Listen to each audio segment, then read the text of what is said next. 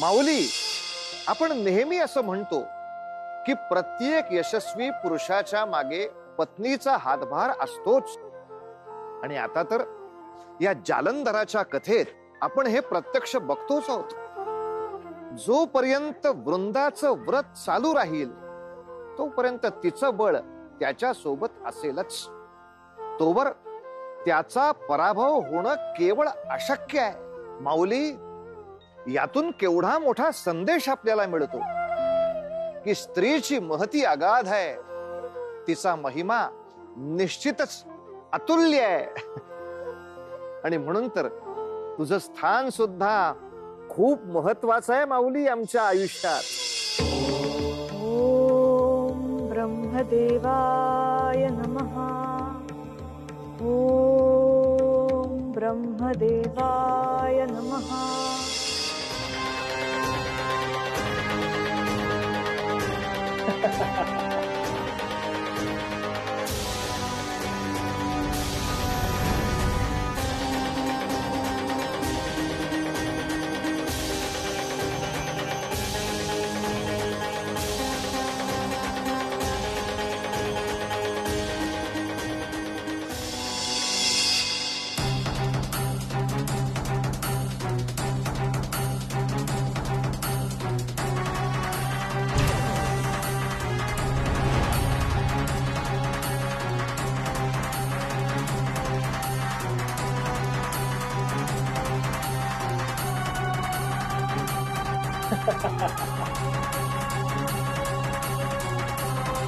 आक्रमण तीव्र करा, इतके तीव्र करा की या हत्यारांचा दाह जालंधरात सहन होणार नाही.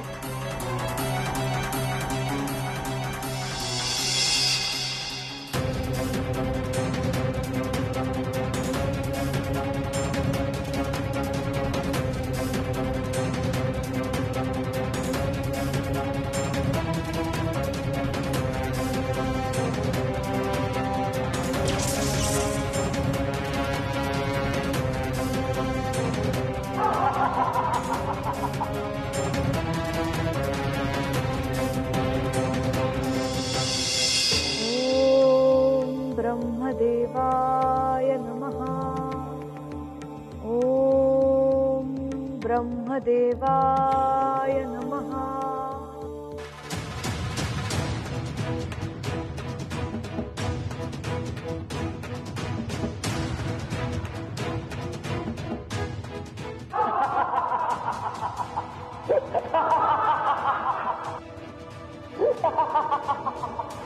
ही सर्व किमया दैत्यगुरु शुक्राचार्यांची आहे.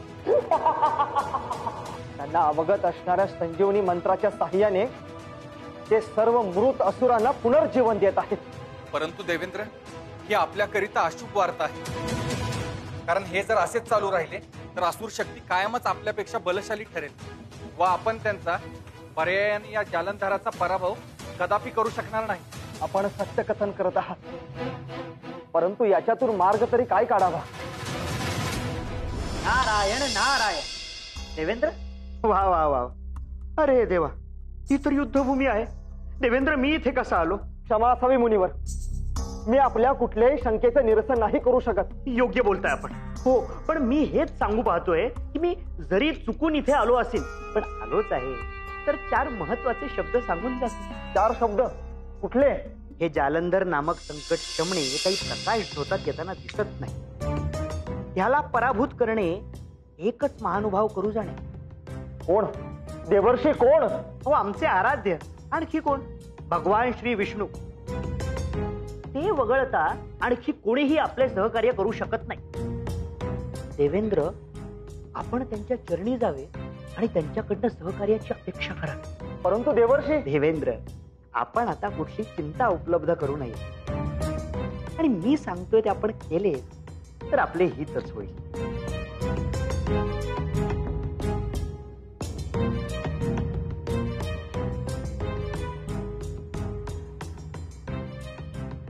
नारायण नारायण.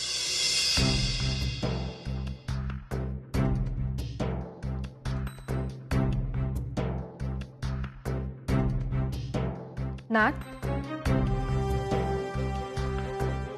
आपणास काही ऐकू येत नाही? मला कसली चाहूल लागली आहे?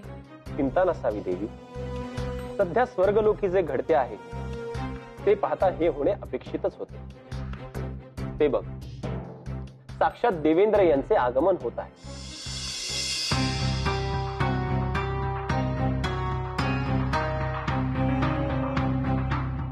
यावे इंद्रदेव यावे, आम्ही आपलीच प्रतीक्षा करत होतो. परंतु जे घडते आहे ते पाहता आपण येण्यास काही काळ विलंबच केला. प्रभू, हे जे काही संकट आमच्यावरती ओढवलेले आहे त्या पश्चात आम्ही आपल्या चरणी येऊ शकतो. जालंधरशी संपूर्ण देवतांचे युद्ध हा किती मोठा अनर्थ आहे हे आपणासही माहित आहे. आणि त्या युद्धात देवतांना पराभव पत्करावा लागेल असा प्रसंग आला आहे.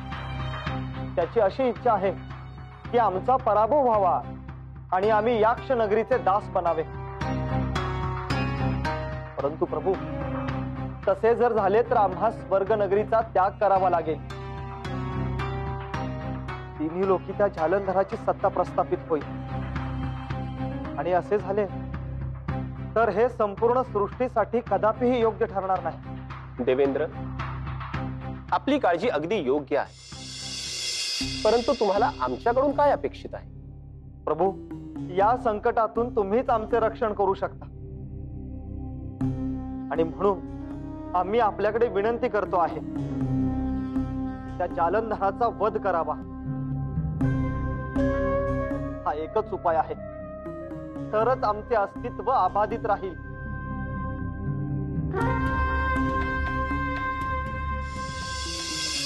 ओम ब्रह्मदेवाय नमः. महाराणी, आधी मला सांग लतिका, युद्धभूमीवरनं काही वार्ता लाभली आहे? स्वामींचा माझ्याकरिता काही विशेष निरोप? नारायण नारायण. अरे च्छा, मी येथे कसा काय पोहोचलो बरे? पण माझी तर पावले वैकुंठाच्या दिशेने चालली होती, मग भटकून मी येथे. प्रणाम देवर्षी. पुत्री वृंदा, मी चुकून जरी येथे आलो असलो तरी मी तुझ्याकरिता मात्र एक उत्तम अशी सुवार्ता आणली आहे.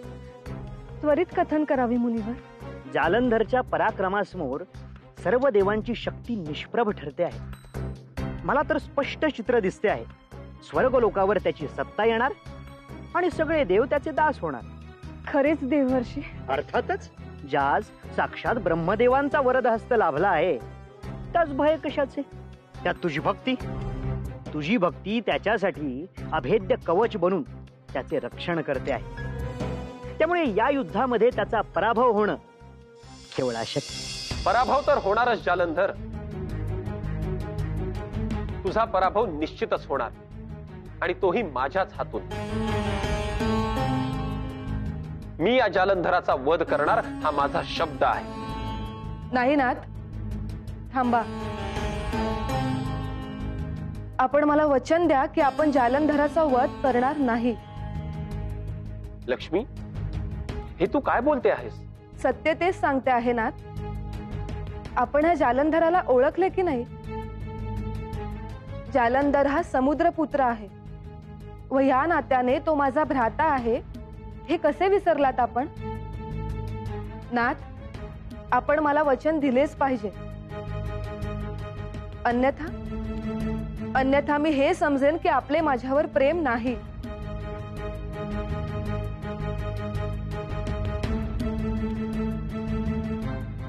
लक्ष्मी, चिंता नसावी. तुझी परिस्थिती मला कळतीये. मी जालंधरास केवळ माझा पराक्रम दाखवेन, कारण हे सर्व देव माझ्याकडे मोठ्या अपेक्षेने आले आहेत आणि त्यांनी त्यांच्या रक्षणार्थ मला विनवणी केली आहे. आणि त्यांचे रक्षण करणे हे माझे आद्य कर्तव्य आहे. नाथ, आपण आणखी एक गोष्ट विसरत आहात. जालंधर हा साक्षात शिव महादेवांचा अंश आहे आणि त्याचा पराभव करणे म्हणजे जालंधराचा पराभव जर केला तर साक्षात महादेवांचा रोष ओढून घेतल्यासारखे होईल आणि तुझ्या विनंतीचा मान देखील ठेवलाच पाहिजे. लक्ष्मी, मी वचन देतो, मी जालंधराचा वध करणार नाही. आणि लक्ष्मी, मला युद्धात उतरणे टाळता येणार नाही. तेव्हा मी उद्याचा सूर्योदय होताच युद्धभूमीवर जालंधरा समक्ष उभा असेल.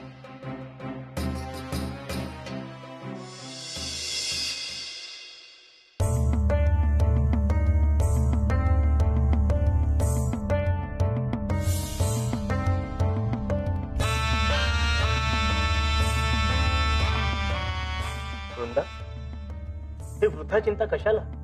अगं, आजवर माझ्या संरक्षणासाठी श्री ब्रह्मदेवांचा आशीर्वाद, महादेवाचा अंश आणि आज तुझा आधार देखील आहे. जोपर्यंत तुझी आराधना चालू राहील तोपर्यंत माझा पराभव होणं अशक्य आहे. माझी आराधना आजन्म आपल्यासाठीच आहे स्वामी. आणि लक्षात ठेव, हे युद्ध महाभयंकर असे युद्ध आहे. साक्षात श्री विष्णूंना अवतरित होऊन त्या युद्धभूमीवर यावे लागले आहे. परंतु याचा अर्थ असा नाही की त्यांचा विजय होईल. या युद्धात देवतांचा केवळ पराभवच होईल. स्वामी, तुमचा हाच आत्मविश्वास माझ्यासाठी अधिक प्रिय आहे. तुमचं युद्धामधील शौर्य पाहण्यास मी उत्सुक आहे. आपण साक्षात श्री विष्णूंशी युद्ध करणार आहात ही गोष्ट माझ्यासाठी अविश्वसनीय आहे. तुम्ही या युद्धात त्यांचा पराभव कसा करणार आहात? हा काय प्रश्न झाला वृंदा? ते या सृष्टीचे पालनहार जरी असले तरी युद्धात माझ्या समक्ष माझे शत्रू म्हणूनच उभे आहेत. हो, माहित आहे. पण ते म्हणजे लक्ष्मी देवींचे नाथ, आपल्या भगिनींचे सौभाग्य. तुम्ही त्यांस कसे पुसणार? त्यांचा पराभव कसा करणार? सत्य आहे, नैतिक दृष्ट्या श्री विष्णूंचा पराभव करणं हे इष्ट नाही.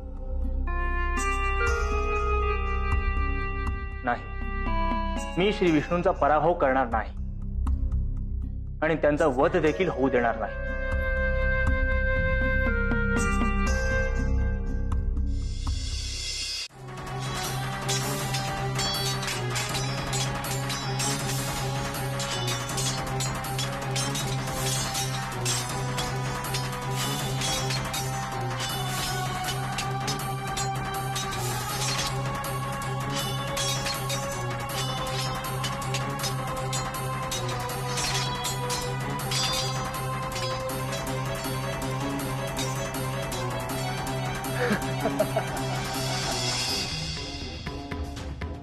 स्वतः पालनहार विष्णू यास युद्धभूमीवर उतरण्याची आवश्यकता भासावी यातच देवांची असमर्थता दिसून येते.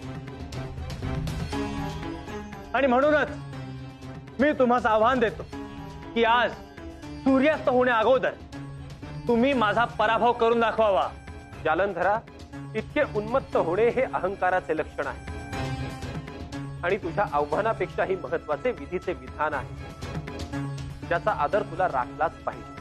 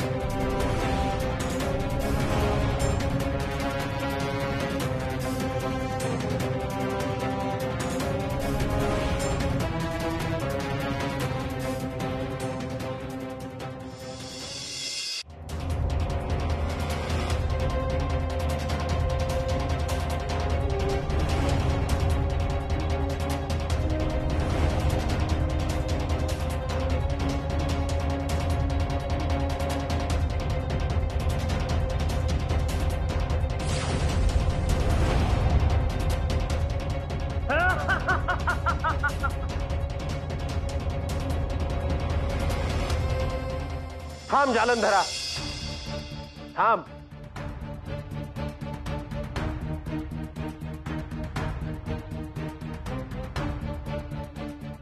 जीवनात क्वचितच असा प्रसंग येतो जेव्हा आपल्याला शत्रूचा देखील हेवा आणि अधिक अभिमान वाटायला लागतो. तुझ्या इतके सकस बुद्धी कौशल्य अभावानेच बघायला मिळते आणि आज तुझ्या युद्ध कौशल्याने तू आम्हास जिंकले आहेस. माग, तुला हवा तो वर माग. हे प्रभो, एका दैत्यास याहून आनंदाची वार्ता काय असावी की साक्षात पालनहार विष्णू त्याच्यावर प्रसन्न झाले. माझी एकच इच्छा आहे, आपण व लक्ष्मी यांनी माझ्या समवेत दैत्य नगरीमध्ये वास्तव्य करावे आणि इतर सर्व देवतांनी देखील तेथेच वास करावा. नारायण नारायण. आजवर मी हे पाहिले होते की असुर हे शक्तीने सामर्थ्यवान असतात, पण हा तर युक्तीने देखील बलशाली आहे. अशी विनंतीची भाषा वापरून हा दैत्य आपणा सर्वांना दास बनवण्याचा प्रयत्न करतो आहे. नारायण नारायण. नाही नाही देवर्षी, आपण वृथा आम्हास भयभीत करत आहात. आपणास जे समजते आहे ते भगवान विष्णू यांना का नाही समजणार? पहा, ते हा वर कदापिही मान्य करणार नाहीत. हे जालंधरा, तुझे युद्ध कौशल्य बघून आम्ही प्रसन्न झालो आहोत. दैत्य नगरीतील देवाच्या वास्तव्याचा वर मी तुला देत आहे.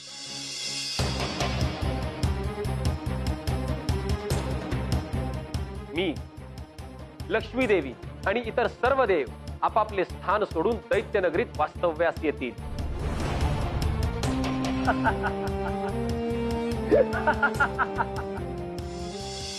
माऊली, नियतीची चक्र नेमक्या कोणत्या दिशेला जात आहेत याचा अंदाज बांधणं बरेचदा शक्य होत नाही. आजवर हे चित्र कधीही पाहिलं नव्हतं की देवतांना, मुख्यतः श्री विष्णूंना आपलं स्थान सोडून दैत्यांच्या नगरीमध्ये निवास करावा लागेल. हा अनितीचा विजय म्हणावा का? आसुरी वृत्तीचा विजय, आणि तोही दैवी शक्तीवर. परंतु हा देवांचा पराभव कुठल्या नवीन युगाची नांदी तर नसेल ना? उद्याची पहाट काय चित्र घेऊन येणार आहे हे पाहणं मोठं रंजक ठरेल. ते पाहूया पुढल्या भागात.